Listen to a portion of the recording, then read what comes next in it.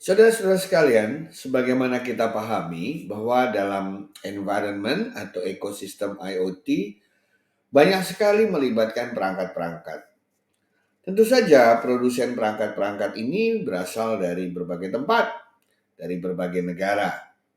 Nah, pertanyaannya adalah bagaimana seluruh perangkat-perangkat ini dapat saling berkomunikasi, mengingat ada yang diciptakan oleh Eropa, Amerika, China, Jepang, Australia, dan lain sebagainya. Nah, untuk itulah maka kita harus memperhatikan sungguh-sungguh bagaimana perkembangan IoT ini dari masa ke masa akhirnya memutuskan diperlukannya sejumlah standar agar interoperabilitas antara perangkat-perangkat IoT dan platform bisa terjadi. Nah, disinilah kemudian berbagai lembaga-lembaga di dunia berusaha untuk saling bekerja sama, karena kita tahu bahwa dalam ekosistem IoT tidak ada gunanya kalau semuanya memiliki standar yang berbeda. Apalagi kita berada dalam lingkungan ubiquitous dan pervasive computing. Nah, oleh karena itulah maka dilakukanlah suatu kesepakatan dalam bentuk pengembangan global standard ya yang dikembangkan bersama untuk memastikan adanya kompatibilitas atau adanya interoperabilitas antara berbagai perangkat yang ada dalam lingkungan IoT. Kita tahu bahwa puluhan miliar perangkat-perangkat di dunia pada tahun 2020 sudah terhubung dengan internet. Oleh karena itu standar ini sangatlah dibutuhkan. Tanpanya maka kita tidak bisa saling bekerja sama.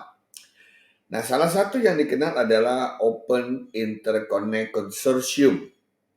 Ini adalah sebuah konsorsium yang mensponsori IoTVT project ya yang sifatnya open source software framework, di mana hubungan antara perangkat mesin to mesin bisa saling berkomunikasi, dapat terkoneksi secara mudah karena adanya standar tersebut. Nah, standar ini bekerja di dalam sejumlah protokol, yaitu baik di level sistem operasi maupun di level network protokol. Tujuannya adalah, jadi kalau kita menggunakan IoT, membangun softwarenya di mana antara satu perangkat dengan perangkat lain atau antara perangkat dengan platform bisa saling berkomunikasi, dipergunakan sejumlah standar. Sifatnya open source agar semua orang bisa menikmatinya. Dikenal juga contohnya adalah Ocean Alliance. Ini juga sebuah open source software framework, jadi sebuah kerangka ya yang memungkinkan berbagai device dan application communication saling berbicara. Bedanya adalah mereka bermain dalam layer transport, vendor, dan internet akses. Nah, dalam perkembangannya kemudian keluarlah sub-sub standar ya tergantung dari berbagai jenis perangkat, karena kita tahu kan ada yang sifatnya perangkat itu bermain di level komunikasi, bermain di level protokol, bermain di level sistem operasi, bermain di level analytics, bermain di level data juga begitu ya, sehingga berkembanglah berbagai jenis standar untuk memastikan adanya interoperabilitas. Misalnya EPC Global ya yang pertama kali memicu atau menjadi pionir dalam hal membuat standar IoT, terutama untuk Electronic Product Code atau yang dikenal sebagai EPC. Kemudian NFC Forum juga saling bekerja sama untuk membuat standar terkait dengan Near Field Communication, ya. Kemudian ya, IPSO Alliance, bagaimana mereka saling bekerja sama untuk membuat standar untuk IoT yang berjalan di atas IP, ya, Internet Protocol, sebagai bentuk bagian dari interoperability. Kemudian ada juga Ubiquitous ID Center, ya. Ini merupakan anak perusahaan dari sebuah konsorsium industri T-Engine. Kemudian tentu saja ada juga sejumlah ISO ya yang berusaha untuk membuat standar dalam hal Object Identifier atau OID. Dan contoh lain adalah ETSI, CN, Senelec begitu ya.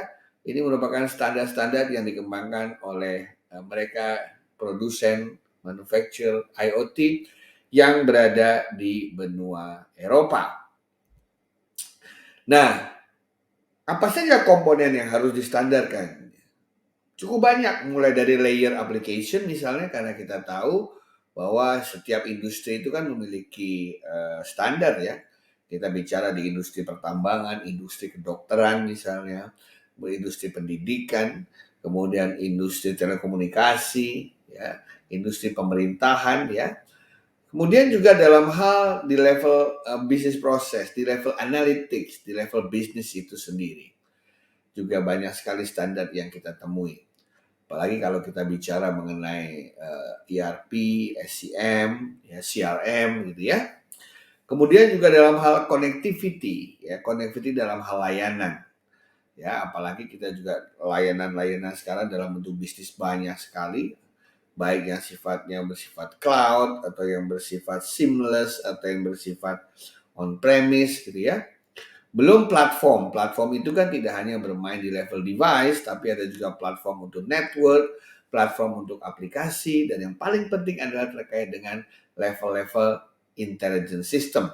Karena kita paham bahwa dalam dunia IoT itu dimungkinkan antara satu device dengan device yang lain berkomunikasi secara autonomous, atau sebuah perangkat itu bisa bekerja secara mandiri tanpa harus adanya campur tangan manusia. Karena di dalamnya ada komponen artificial intelligence.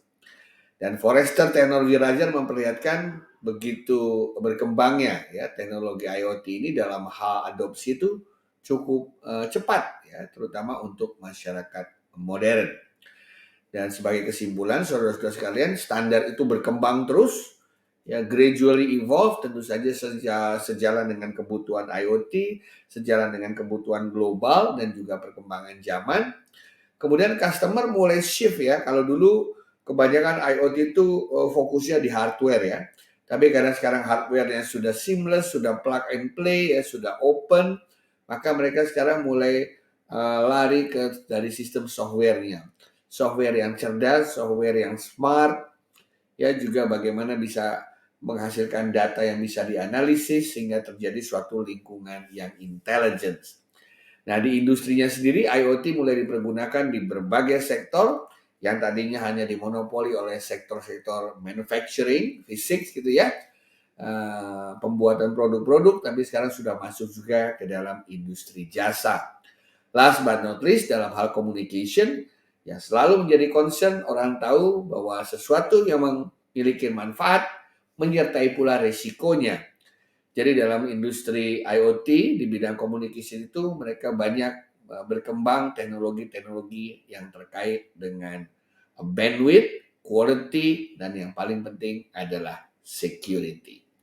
Begitulah perkembangan standar-standar terkait dengan IoT di dunia ini, dan semakin lama standar tersebut semakin banyak dan semakin berkembang untuk memastikan adanya interoperabilitas antara komponen-komponen IoT dalam ekosistemnya. Terima kasih.